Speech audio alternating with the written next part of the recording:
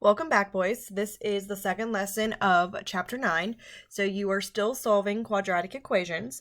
And in the first lesson, you solved them by graphing and you found the x-intercepts, which were the zeros and roots of the equation. So now you're going to solve it a second way, which is using square roots. Okay, so hopefully you still have your square roots memorized, but you can certainly use your sheet that I gave you in class and or a calculator. All right, so let's begin. So this core concept is actually kind of important because it's going to tell you how many solutions you can have when you get these quadratic equations. So because the exponent is 2, you should always be getting 2 solutions. So if it was a 3, then you would get 3 solutions, but don't worry about that right now. However, there are kind of like some exceptions to always getting 2 solutions. So let's look at this first bullet. So when d is greater than 0, so d is the number that's to the right of your x squared, you would get 2 real solutions. And notice this plus or minus notation. You have seen that before. So here's a little example of a problem like that. So if I were to tell you that x squared equals 9, you would know there are 2 answers, and to get rid of something that's squared, you would square root both sides. Now, x would equal 3, right? Positive 3 squared is 9, but the other answer is negative 3 because negative 3 squared is positive 9. So that is where those 2 answers are coming from. Okay, so yes, I only ever had you memorize the positive answers in class because you never really use the negative answers, but now when you're solving, you do need to have the negative answer.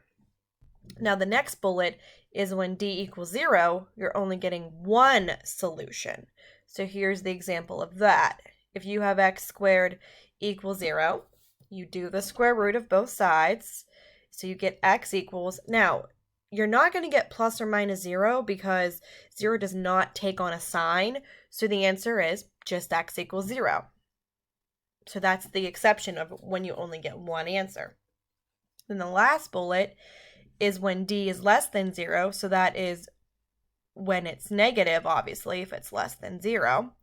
You would get no real solutions. So here's an example. If you had x squared equal to negative 7, and you would try to take the square root of both sides, well, even if you plug this in your calculator, it's not going to give you an answer because you can't take the square root of a negative number. Okay, it just doesn't happen. You actually end up with an imaginary number. That's why it said no real solutions. Okay, we're trying to get real numbers. So in this problem, it would be a no solution. Okay, even though there is a solution, it's just an imaginary solution. Okay, so in this lesson, you're going to end up with 2 answers, 1 answer, or no answer. So here's our first example. We have 3x squared minus 27 equals 0. And I want you to solve it, by using square roots. So the goal for any equation, like it always has been, is to get the x by itself, okay? But because it's an x squared, well, we need to get that by itself first. So here is how we would do this, and it's very easy. So treat it like a normal equation. We're going to add 27 to both sides. You get 3x squared equal 27. Now we still need to get rid of the 3 because it's attached to my x squared. So I divide it by 3, okay? And I'm going to end up with x squared equals 9. And this note over here, remember to have plus or minus. I'll get to that in a second. And then there must be 2 answers because this is x squared. But again, you could get your 1 or you could get your no answer. But obviously you know that you can take the square root of 9. So if we do that, square root, so x equals plus or minus 3. Okay? And I'm going to try to make these examples be square roots that you do know. Okay, so you should not get any irrational answers like the square root of 7. Okay, these are going to be square roots that should be on your sheet, and or you can just use a calculator for. All right. So pretty self-explanatory. Let's do another one. So this one says x squared minus 10 equals negative 10. It wants you to use square roots to solve it. So we're going to, again, get x squared by itself like we would normally. So add 10 to both sides. X squared equals 0. Now, this was the second bullet from our other slide. So if we do the square root of both sides, well, you can't have plus or minus 0 because that does not exist. So the answer is literally just x equals 0. Very straightforward. And obviously, the 0 does not need the plus or minus. Okay, so you have seen problems where you get 2 answers, 1 answer, and then obviously you can take a guess at the next example would be one when you get no answer. So again, negative 5x squared plus 11 equals 16, solved by using square roots. Solve to get x squared by itself. So subtract 11. You get 5. You need to get rid of the negative 5, and please do not say you're going to add negative 5. You should know that you're going to divide by it. And you get x squared equals a negative 1. Now, you cannot take the square root of a negative number. Can't happen. So no solution. All right. Now, if you had 2 negatives that canceled out, well, then that's fine. You actually would get an answer. But since that negative is not going anywhere, it is a no solution. All right. So these were some easy examples. Now, let me give you 2 examples where they look a little bit different to start with, but they're still not as complicated. All right, so this one looks slightly different because it has parentheses. So it says to solve the quantity of x minus 1 squared equals 25. So what I want you to do is do not FOIL.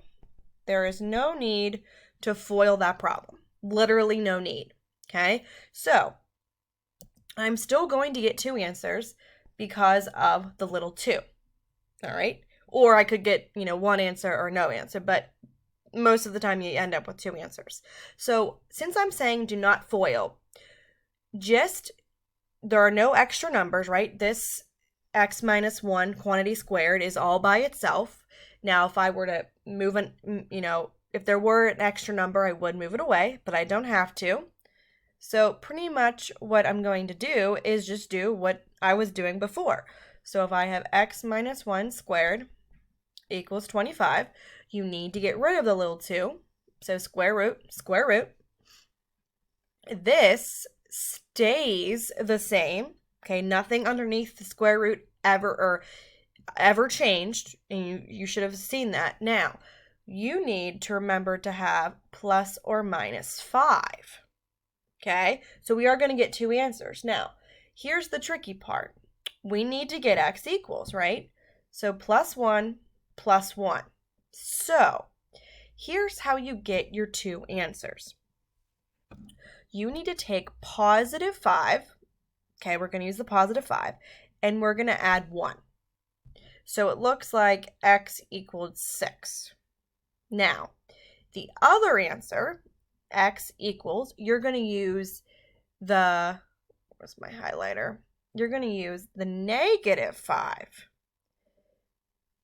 And you're going to add 1 to it. So it looks like you're getting negative 4. So both of these answers are correct. So you're still adding 1. This has not changed. But what has changed is you're using the positive 5 separate, and you're adding 1. Then you're using the negative 5, and then you're adding 1. Okay, so that's why you need that plus or minus. So yes, the answers aren't plus or minus 6 and 4. It's just x equals positive 6, x equals negative 4. All right, let's do one more like that. So this example, again, we have no extra numbers. So all we have to do is take the square root of both. And like I said, this is never changing.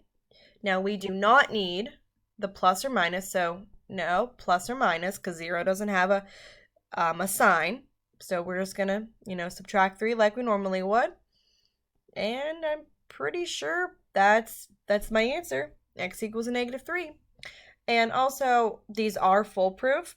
So let me just show you how to check this one. So if you were to plug in -3, well, let's see here. This would give you 0. 0 squared equals 0. Sure is. And if I just go back, if you were to try to check these ones, I would plug in 6 first. And I would get, 5 squared? That does equal 25. And then my other one, if I were to plug in -4, well, I believe that would equal a -5, but if you square a negative, it turns out to be +25. Okay, so yes, these are foolproof, and you should be checking your answers or get a calculator and plug them in. It doesn't matter to me, but what matters to me is that you know how to solve them. All right, so 2 answers, 1 answer, or no answer. And your assignment is a worksheet. So please remember to show me all your work. I will see you next time.